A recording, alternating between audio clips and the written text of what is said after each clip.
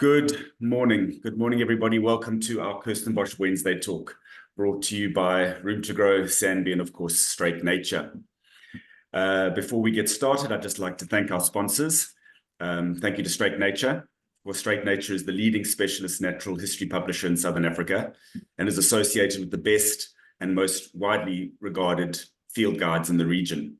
Straight Nature publishes full-color illustrated books across a variety of subject areas, including birds and mammals, reptiles, trees and flowers, the marine environment, geology, astronomy, general wildlife, and of course the ever-popular children's nature. And then from Room to Grow, my name's Brett, I'm the owner of Room to Grow, and we're an exterior design and project management company that's been designing and creating outdoor living spaces in and around Cape Town since 2002. We offer a complete suite of landscape design and construction associated exterior design elements for our retail, commercial, and residential clients. And then it's my great pleasure today to introduce Dr. Don Pinnock. He's an historian, a criminologist, environmental journalist, and photographer. He has served as editor of the travel magazine Getaway, and is the author or co-author of 18 books, including The Last Elephants. He has won 2 Mondi Awards, the City Press Non-Fiction Award, and was shortlisted for the European Union Literary Award. We're very grateful to have him here talking to us today, and as usual, we will do some Q&As afterwards. So if you, during the talk, have any questions pop up, please pop those into the Q&A box, not the chat box, and then Dr. Don will help us and chat to the questions afterwards. So Don, thank you so much. Looking forward to this. Over to you. Brett, thank you so much, and good afternoon, everyone. It's such a great pleasure for Colin and I to introduce our new baby lion cub to you. It's not a normal book. It's a difficult book, and it's an insanity to do a book like this. And I'll tell you why in a moment. But we have 52 writers. They're scattered across the globe, but mainly about Africa. We have just about as many photographers. It's taken us nearly 3 years. And what I have to do is really thank Straight Nature publishers. There's a new title that we've given them. They are publisher therapists. If it wasn't for them, we would have gone completely nuts. But let me just start. I want to start in a different place. I want to start with elephants because that is the way of explaining what we're doing here. When in about 2016, the Great Elephant Survey came out, and it was done by what was his name? David Allen, I think, from Microsoft. He paid a huge amount of money to Elephants Without Borders and various other people to fly helicopters and fixed-wing aeroplanes across Africa and count elephants. Now, the previous count had been an estimate, really, in the 1970s was 3 million elephants in Africa. By the time the survey came out, and it was a much better count, it was the best count we've ever done, there were 450,000. It was a complete shock. What happened then is that Colin Bell and I got together over a cup of coffee, as we often do. That's how we do our business. And we were totally horrified by these figures. We realized that the science was there. There was the science. It was a horror show. Poaching and various other things had decimated Africa's elephant population. And we realized that we needed to have a narrative equivalent of the survey. And what we decided to do was The Last Elephants, which, like the Lion book, was crazy. We were going to go across the whole of Africa and gather people who could write about elephants and produce the book. It nearly killed us. It's an insane project to do a trans-Africa thing. Most of the people are not writers sitting at desks. Now, when we finished the book, we said, never again. That's enough. That's a big job. But a few years later, over another cup of coffee, we got the figures for wild lions in Africa. And the figure was, again, totally shocking. There are estimated to be 24,000 wild lions in Africa. That is fewer than there are number of students at UCT, the university in Cape Town. So um, we took a deep breath and said, look, we've worked out how to do this crazy thing. We better do it again. I think we have to do this for lions. We owe it to lions, basically. And the result, I think, and I'm going to share the book and the pictures with you. I think it's a kind of love letters to lions. It's about their power. It's about their beauty. It's about their struggle to survive in a rapidly shrinking world. Uh, Lost Lions contains, I mean, many lifetimes of knowledge written in the most accessible possible way, and it's supported by some of the world's top photographers. All of these people, 4 Lions, provided all of that for free. And we actually, Colin and I, largely paid for the design and the creation of the book. Um, this is not really a money-making exercise. It's a tribute to lions. Now, when I say madness, I'll just explain what I mean by that. We have writers who are not generally writers. They are game guards. They are NGOs working in the depths of Africa. Um, they are not always at their computers. They're not always easy to contact. Colin's job was largely getting the photographs together. You'll see what he did. And my job was to chivvy these people into writing for us. And then not, a lot of them are not writers. So we needed this book to be very accessible. So one of my jobs, one of my main jobs, apart from hassling these people to write for us, was to um, uh, rewrite quite a lot of this stuff. And I think, what the nice thing is you rewrite for these guys and they go, I'm right quite well, which is lovely. That's what an editor wants when you do your job. Now, there's incredible photo portfolios in this book. I just want to share before we start one by Jeffrey Wu. He's an extraordinary guy. He's the Nikon photographer in residence. He's also noted as the top wildlife photographer in China. And I think you'll see from these images what an extraordinary photography is. This one is, I think, my favorite picture in the book. I mean, where was the camera when he was taking that photograph? It's on the water, virtually. And what were those lions doing? I simply don't know how Jeffrey got those photographs, but he's really good. These are all from his portfolio. And the thing about the lion book is I love elephants. I spent so much time on the elephant book, but lions have a different kind. They're very beautiful because they have expression and they have a different a body shape that allows much more interesting photographs. And they play. They're interesting. I just want to go back. Um, and so there are a number of portfolios in the book, and I'll share some of those with you. But I thought I'd just start there with Jeffrey's pictures. Now, why lions matter? Let's have a look at that. Lions have always been part of our understanding of the world. They this is from the Chauveau cave 30,000 years ago. And it's an extraordinarily exact depiction of lions. They've always been in our mythology. They've been part of how we understand the world, really.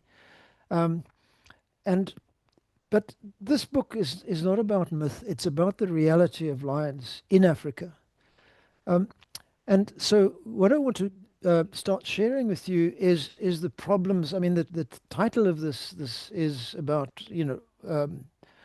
will lions survive? How are they doing in Africa? Well, the estimated decline of lion numbers in Africa is shocking. You can see that.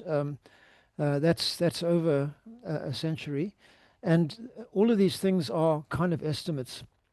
Um, the as I said, there's only 24,000 estimated lions left in the world, and I guess the book is written in the hopes that the title isn't true. I just hope it won't be the last lions, but it's a bit of a shock factor because they are declining.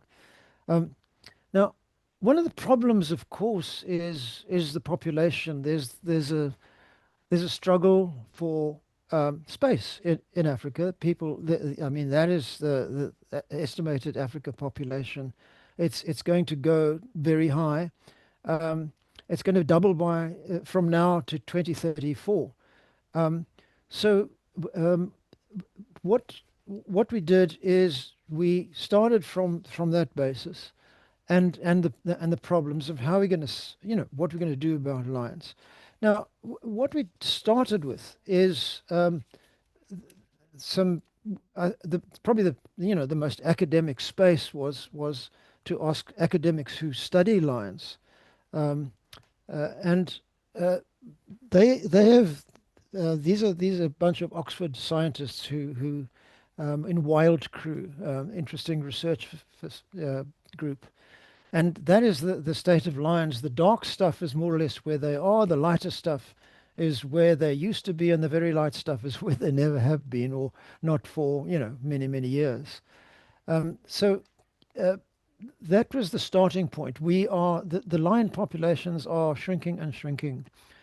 We have Dr. Peter Catt was drilling down into the causes of that, um, and how the loss of habitat, the loss of natural prey, the conflict with herders, the poaching, poisoning, and what's required to save them. There are um, some really extraordinary people out there who work with lions and love lions, and that was one of the takeouts of the book. How many people there are working to save them, um, and we've I mean, this is just one of those huggable pictures. Never hug a lion. Actually, there's a little scary bit about lions. I think they hypnotize their prey. I'm sure they do. I was in the Kalahari, and there was a male lion lying sort of on the edge, a bit off from the edge of the road. And he got up and he looked at me. And if a lion looks at you, you really know you're being looked at. And he got up and he walked towards me. And um, it's terrifying. They're huge. I wasn't in a very high car, but I had this strong desire to roll down the window and kind of I, walk out to him. I mean, do they hypnotize? I don't know. Maybe. I wanted to walk towards this lion. Um, Now, we I just want to go through some of the key issues. One of them um, is social behavior. We have a woman, Natalia Borrego, who wrote for us, and she's been studying the social behavior of lions. And what she came up with was not what we expected at all. What she's found is that they actually have no king. Um, she calls them the nature's true democrats. They're very smart. The male lion will push his way into a situation, but a couple of female lions are quite happy to swat him and tell him to go away, is what she found. And she did something really interesting. One does it with, dogs and crows and parakeets and monkeys and things. She created a set of puzzles for them, a kind of puzzle box, to see to read out their figure out their intelligence, and they're very intelligent. When you go to a game park, I find lions quite boring at a certain level in a game park because they're always sleeping or they're lying under a tree. They're licking their lips, and you kind of there's a whole lot of cars around them, and you sit there and they look at you or they go to sleep. And the reason is, of course, that they're not stupid, they're not dumb, they're not lazy, they're nocturnal. So what you're looking at is their sleep time. Um, as soon as night falls, they become absolutely terrifying. I've been out with some rangers in Malawi, in Majeti. They count lions by attracting them by having a speaker with a sound of a screaming baby buffalo, and the lions will come around. And when you see lions coming in at night, you know that they've eaten our ancestors. I mean, they are terrifying at night. They completely transform themselves. But she did a puzzle box. It's a box and it had meat inside, and the only way to get into it was to pull a rope that was kind of attached to it. Um, they eventually worked out to pull the rope, and when one did, all the others did. Suddenly they learned from each other. They're much smarter than we think. Um, the the the other they have different personalities as well, and they also are very different. We have uh, Laura Bertola has been studying genetic variability in lions, and they're quite considerable. They're all the same species, but there is genetic variability. And um, one of the reasons for that is also a problem, a worry. The genes isolate over time when the animals isolate from each other. And as you can see from that previous map, they're getting more and more isolated. So the links between the prides is broken. And for management of lions, one has to physically sort of get them, put them, take them off to the next pride in another park somewhere. Um, so Laura is studying that genetic variability. That's a white lion, of course, and I'll talk about white lions in a moment, but they vary. Um, we have, and I'll go through some of the issues. A big problem with lions is poisoning. What you're looking at is poisoned lions, but also poisoned vultures. Um, one of the great tragedies was that the Jonathan and Angela Scott did that amazing series. I'm not sure some of you saw it, called The Marsh Pride. They followed this pride, and the pride just ignored them eventually. They could get virtually into the pride. And they did this incredible movie called The Marsh Pride. And it was poisoned. Eventually, it was poisoned. And I mean, it gutted them. Um, and I've been doing some work in Kruger, in northern Kruger. The same thing's happening there. The reason for the vultures um, is that if you are poaching rhinos, um, um, what happens is that pretty soon the vultures notice a dead rhino come around, and the game guards can locate the dead rhino pretty quickly and possibly catch the poachers. So what the poachers do is they poison carcasses. Um, it kills everything that eats that carcass, and those are some of the consequences. So poisoning is a big problem, um, and that's just a that was the advert for the film that followed the Marsh Pride movie. Um, we also look a lot at disease control. Lions get bovine TB.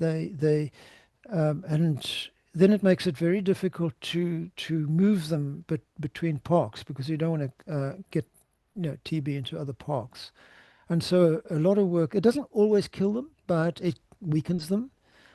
And there's a lot of work around dealing with that. The main center for that is Kruger Park.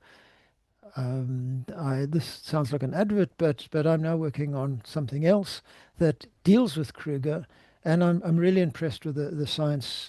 They are good at this. They're on this disease control thing. So those are some of the issues I want to share with you. Um, and what I think I'll do, just because it follows into the photographs, um, is have a look at lions by country. Now, as you can see from that, we have done a country search. I mean, the that was the interesting process because I was working on Getaway for many years, and Colin Bell is a sort of specialist safari guide. He's been that all his life. He's been all over Africa. Between us, we could put together quite a large group of possibilities of people to write for us. We had to nag them. We asked many more than wrote for us because they're just busy. You know, it's lions that are the issue, not books. Um, but we managed to get people to write in pretty much every country in Africa where there are lions. Um, and as I said, that was the insanity. That's 52 writers from all over the place. Um, the, the the generous spirit of those people awed us really. What they were prepared to do, the people who agreed, was really get down and do it and work with us on getting it right. And so, I mean, we start in the book from the north and go down to the south with country by country. And just because of the pictures, as I say, let me take you into some of those pictures. Um, we start in the Sahel. It's it's probably we expected the worst when we went into the situation of lions, and we very often found good news, which surprised us because the default is, oh God, lions have had it in Africa. They're being poached out. They are. There is a lot of that, but we found some really good stuff in the Sahel. Um, uh, that was a problem. I mean, there's been armed conflict in the Sahel, as you know. The lion survival in the wild is no longer taken for granted in the Sahel. I don't think they're going to survive. And the Sahel is that whole strip just under Sahara. It's the sort of very dry area, but not completely desert. There were a lot of lions. There used to be a lot of lions there. Um, in the Cameroon, the problem is much the same. The only problem is that there's a lot of hunting that goes on there, and the hunting areas and the conservation areas are overlapping, and of course the hunters are increasingly intruding into the overlapping with the parks, and in that area as well, recovery is not assured. It's really uncertain. But um, what happened is in Chad, it's a kind of success story. This is from Chad. Um, the Kyra Fatricelli has been studying. She has been working on what African parks has been doing up there. Now, I want to talk about African parks shortly, but they have it's an organization that looks after parks, and they have been protecting a national park called Zakuma and working with the Chadian government. And in Chad, 21% of the country is now protected area. It's a success story, and lions are assured pretty much in Chad of survival. But and coming down Africa, um, in Ethiopia, lions have been part of the mythology. That's Haile Selassie, the not a good man politically, and his big thing was lions. And I mean, even the symbol of Ethiopia is the African lion. But they used to be really abundant lions in Ethiopia. They were in the Awash National Park. They were in Bali Mountains. They were in the Omo Valley. Um, but from what we could find, the prides there are thinning substantially, and the reason is the usual reason. Pastoralists have cattle, lions eat cows, and pastoralists have access to weapons. And it's Ethiopia is not great, but um, in the Central African Republic, again, we're looking at African parks. There's a little reserve that we found, and we kept digging up these little reserves that have people who cherish and look after lions. And it's so good to see that, you didn't know they existed. Nobody kind of knows they exist. And there's this group fixing the problem. Um, uh, Africa Parks have brought back to life this little known reserve called Chinko. And we did a story on that. We found somebody who was prepared to write about that. Um, and that's the bigger picture from that. And uh, yeah, that's good story.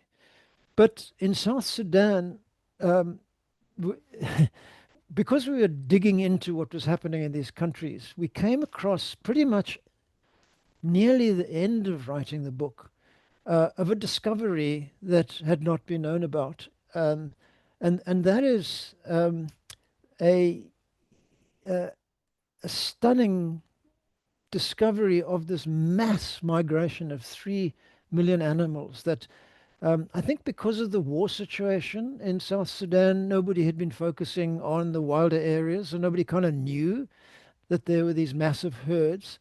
These are um, that's 6 million migrating cob. They are Tiang, they are Mongella gazelle, they are Bohar reedbuck, and together with them are lions and giraffes and things like that. And they migrate with the weather and the rains.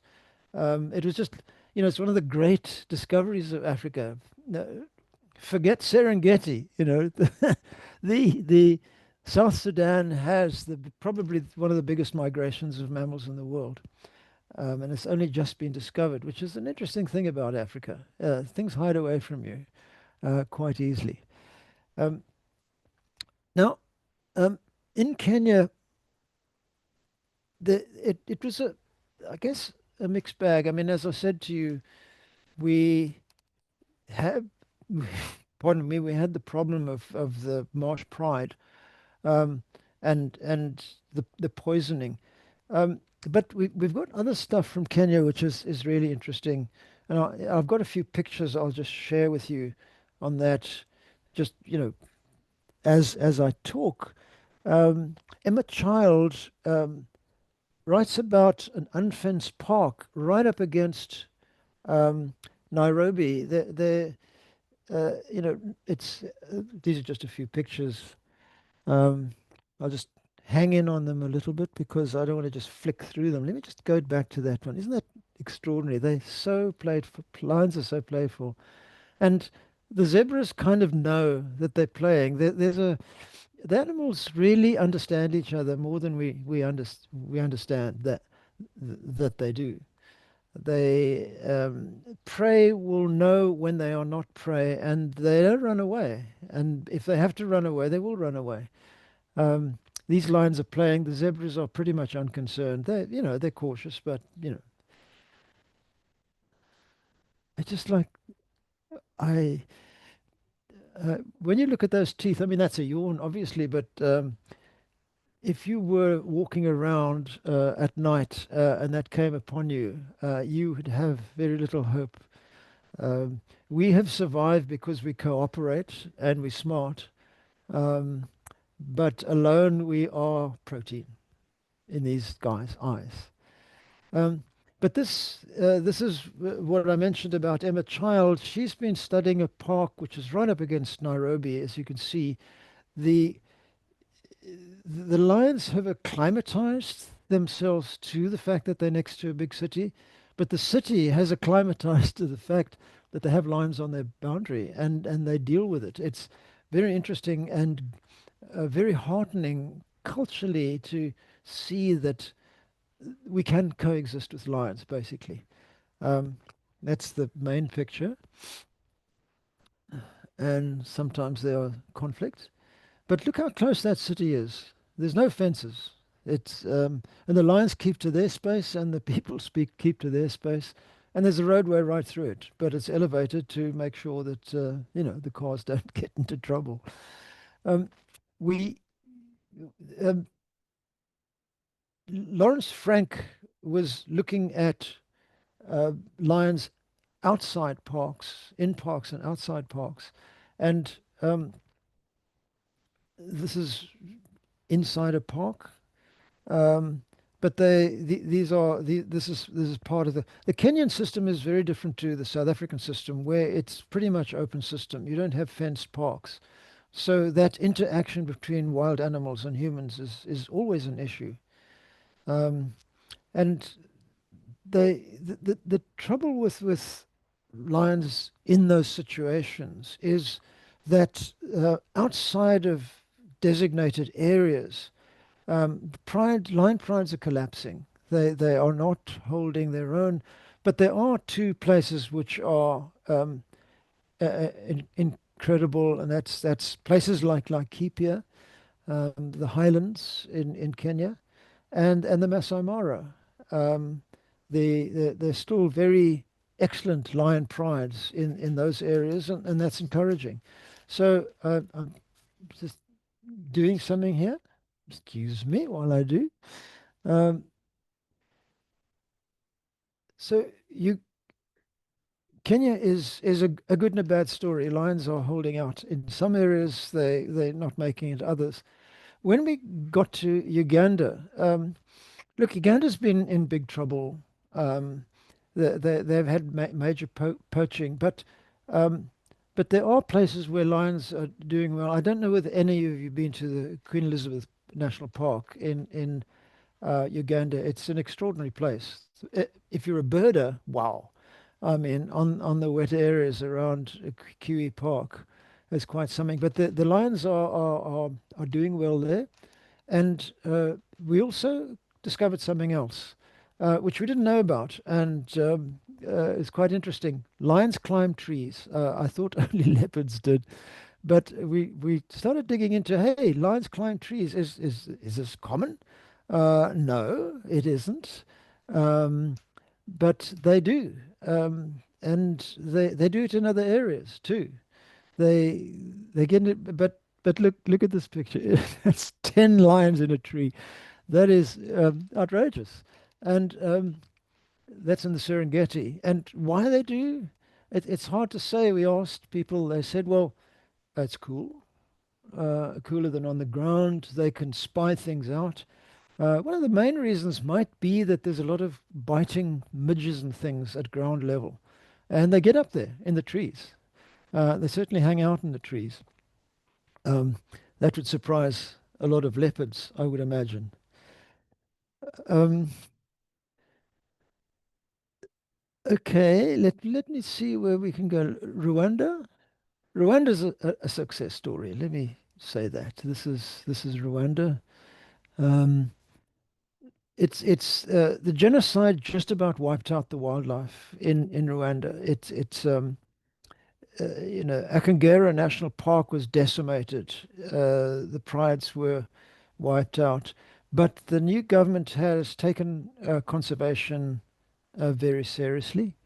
They are protecting the gorillas, and they imported a large number of lions, and the prides there are they're thriving. They brought the prides back, and the parks are taken very seriously. So that's great. Um, it is. I mean, Rwanda has its political problems still. It's an unusual place. But let's just say that wildlife is very happy to be there.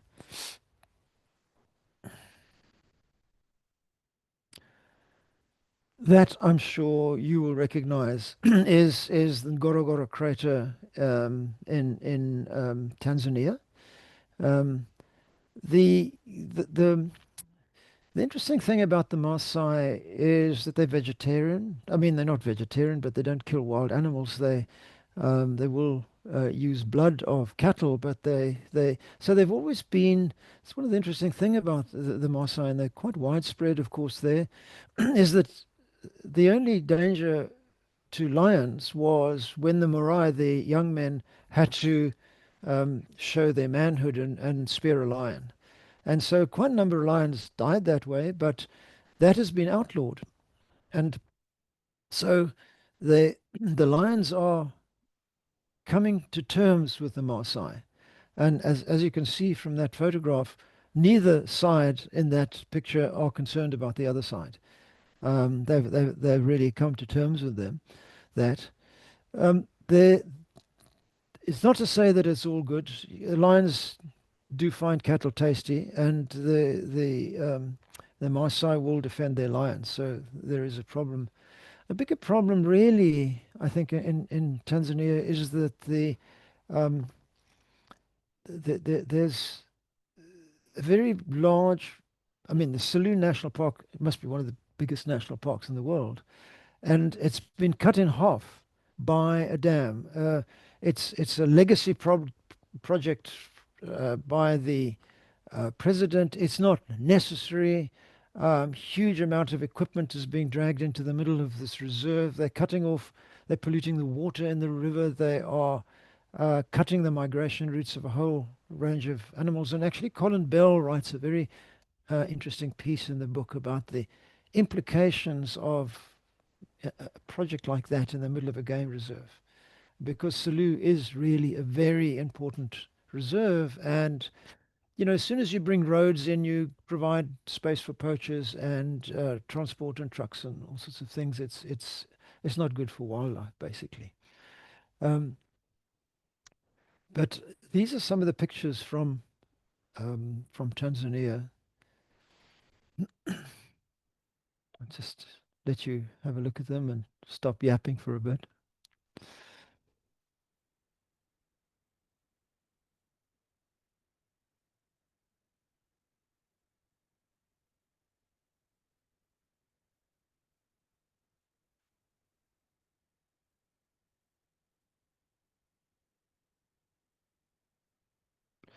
This picture was the other contender for the cover of the book.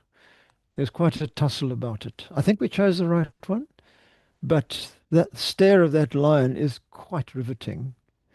Um, it's beautiful.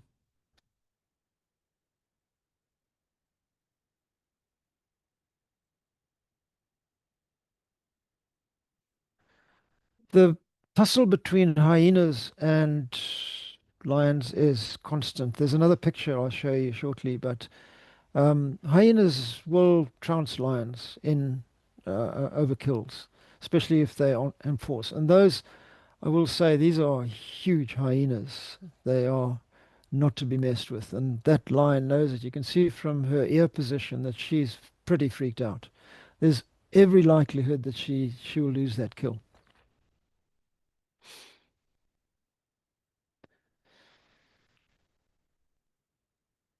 There's no doubt that the lion killed the zebra, but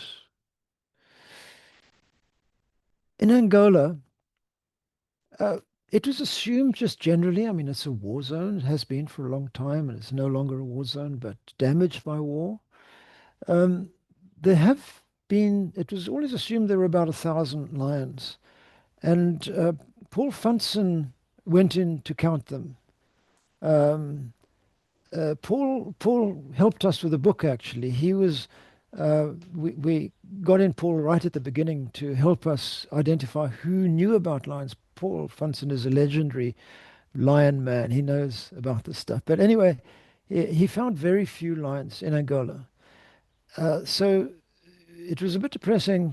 But in 2015, a National Geographic team went in there, and in the Highlands were kind of left alone in the war. They're kind of hard to get to. That they, you know, the, it's the it's the roof of a whole lot of rivers that flow outwards into Botswana, into Zambia, all over the place, and they found that the war had almost left it alone, and they did see lions, but what they registered was it's perfect lion territory. There's no I mean, I just hope it gets preserved, but I hope that no development happens in there. But it is likely that there will be lots of lions in the highlands of Angola. We wait to see when, another the geographic guys were going in on the rivers. That was their project.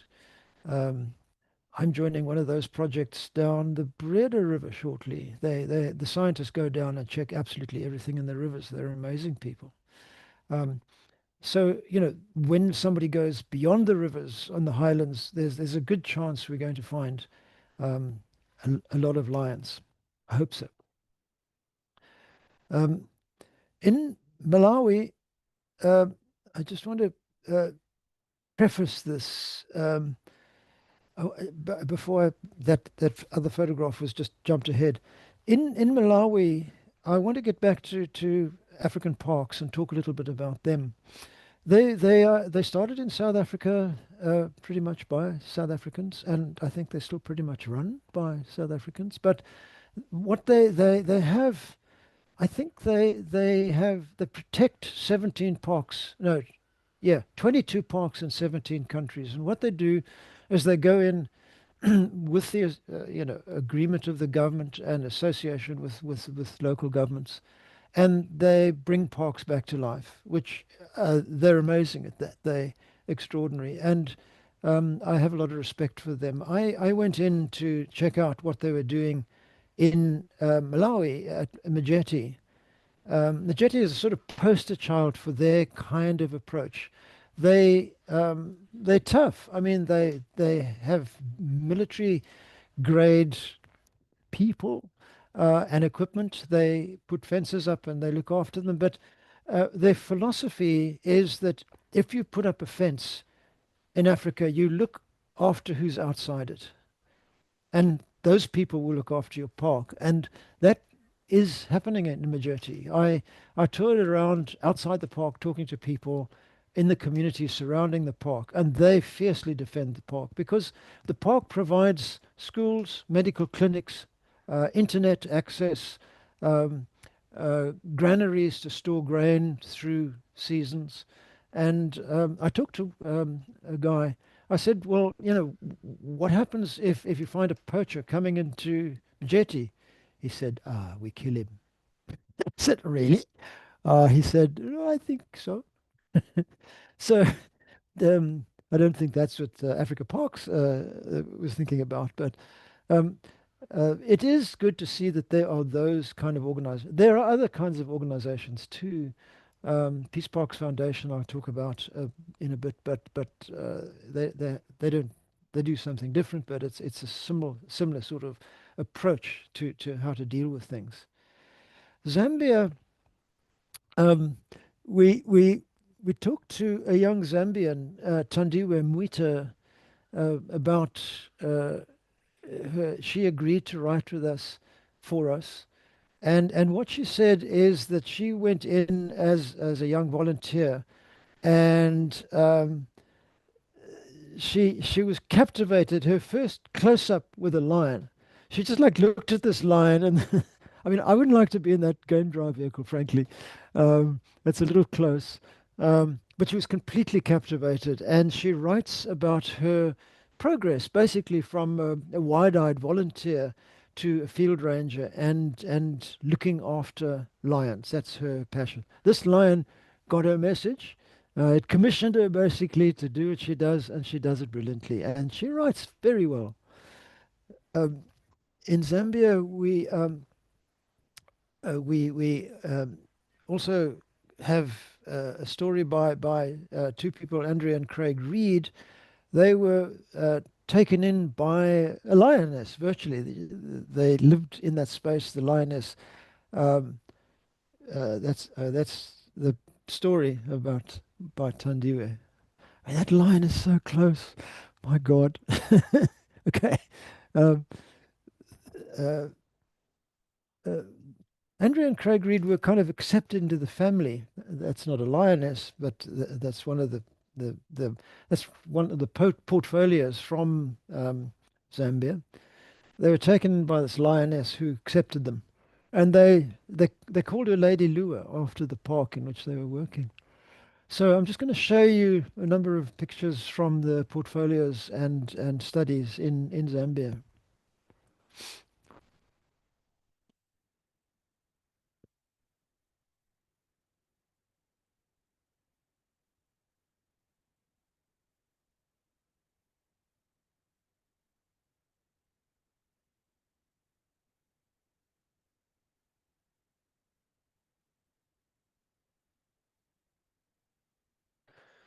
Um, Mozambique, just to slip into Mozambique uh, quickly. Um, Mozambique, there are lions in the Nyasa Special Reserve. There's great monitoring teams in there. There's also good lions in Gorongosa. In Zimbabwe, we have a chapter on um, by Brett Staplekamp on the circumstances surrounding the killing of Cecil the lion. That is Cecil. It's a heart-wrenching chapter, um, and that's the hunter who you might know. Who shall remain nameless but shouldn't be. He's the dentist. Um, in Namibia, the lions are doing well. We have some chapters on that. But the desert adapted lions themselves are in danger because of retaliatory killing and some hunting going on there. But I love Namibia. It just has those scapes, views that are extraordinary.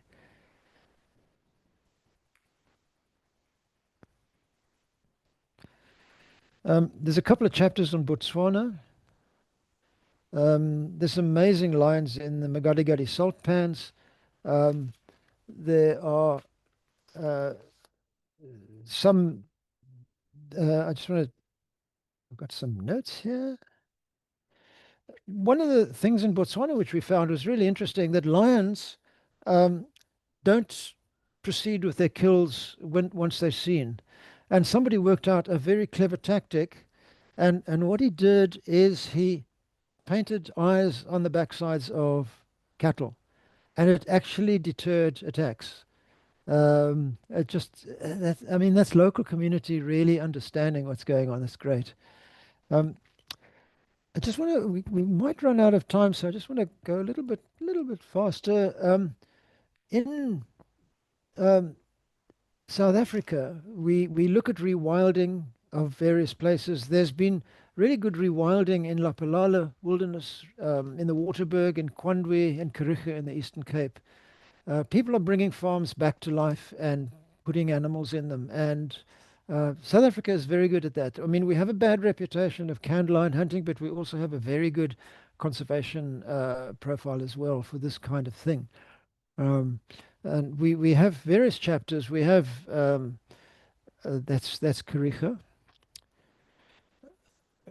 We also have the problem. I mean, we've got a chapter on by Chad Cocking. His specialist, his obsession is with white lions. Um, they're just a melanistic version of lions. They're not a different species. Um, but yeah, that's one of his. We have a National Geographic photographer, Brent Sturton. He's a South African, but he works for National Geographic, and uh, he runs a big photo agency, Getty, I think is what it's called, in the States. And he and Ian Mickler of Blood Lions have this searing chapter on the bad side of South Africa, um, the captive lion industry. And Brett actually got into a hunt basically.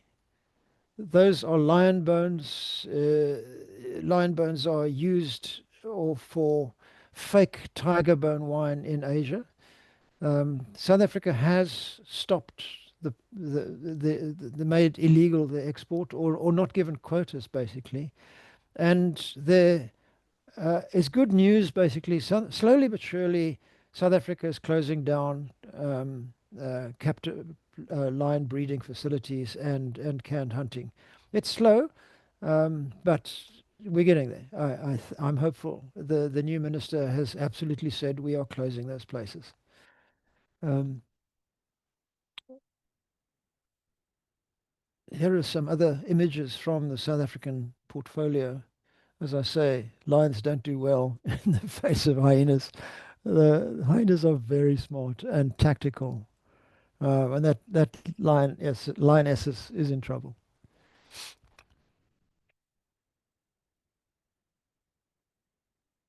I'm going to go a little faster.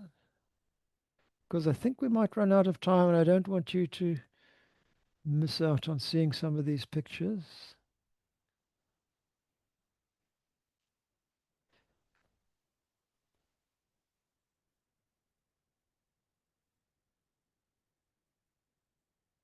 Serious confrontation there. Um, w- One of the issues, and I just want a few takeaways, is one of the issues is human encroachment into wildlife areas. Those are lion fences that have been put up in Botswana. The, that's the continuous conflict that goes on all the time. And, we've got to deal with it somehow. Um, there is a problem of over tourism that's in the Ngorongoro crater. I mean, that's insane. You might have seen pictures of the crossing of the wildebeest and the rivers in the Serengeti. You've got 50, 60 cars blocking the path of these things. It's a big problem. So I'm kind of going to end there. But I want to leave you with the title. The Last Lions is a warning rather than being the last lions. It's not a prophecy. We still have time, and the future of lions is really in our hands. It's up to us. They're beautiful. They're wonderful, and we need to look after them. I'm going to leave you there and we can step away. I just want to thank the photographers and contributors of this book. They've been amazing people. Thank you. Sure. Thank you, Don. That was a visual feast.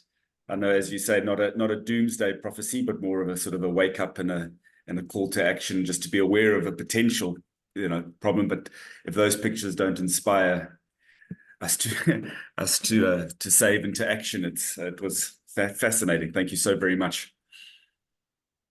Thank you. My pleasure. As we said, everybody, we welcome some questions into the Q&A box, and I think we can get straight into it if you're ready for that, Don.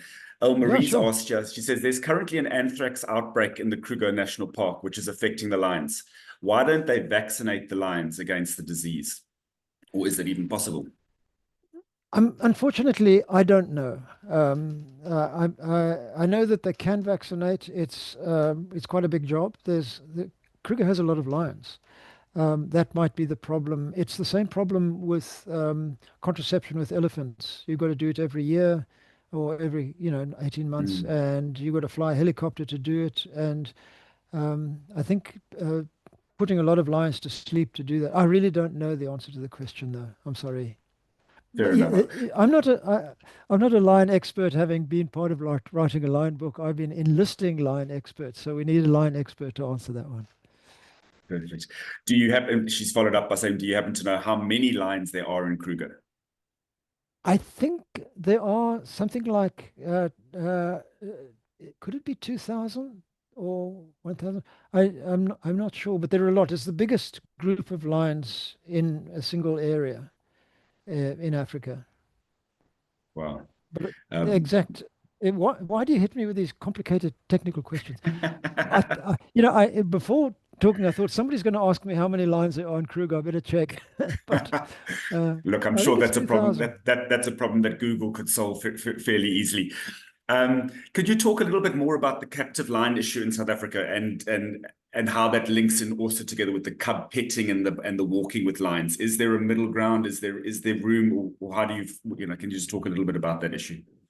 There's no middle ground, Brett. I get quite fierce about that stuff. I don't think lions should be bred like cattle. I don't think that the cubs should be taken away at 3 weeks to turn them into over to volunteers who are petting abandoned cubs who are not abandoned. They were taken away from their mothers. Um, South Africa is extremely good at breeding wildlife. Because in South Africa we're allowed to own it. That's unusual in the world. Um, and these places, it goes all the way from canned hunting, or lions that have been habituated to humans, and then they're released into a wild area. They stroll up, or they just stand there looking at a hunter who shoots them, Mm, and cub petting and walking with young lions. You know, the end of that is like Brent Sturton's picture of those carcasses hanging up to dry. I mean, you know, what a thing to do with lions. It's just, it's horror. But the good news is that the Wilderness Foundation has been working with the government and various other players to shut it down, and I think they will. I think with in not too soon, we're going to find pyres of lion bones and these captive breeding places shut down, and they should be. Right. And connected to that, can you expand on the work from what of African parks and the peace parks? What's the sort of difference? Is there a connection between what's the connection between the two? There's no connect. Well, I mean, they probably cooperate at some level, but the Peace Parks Foundation was set up to create corridors, and that's exactly what we need. It's what I said Mm, about breeding, isolated islandization of the gene pool. They link up. They try to link up. They've been central to the process of linking Kruger into Mozambique and Zimbabwe.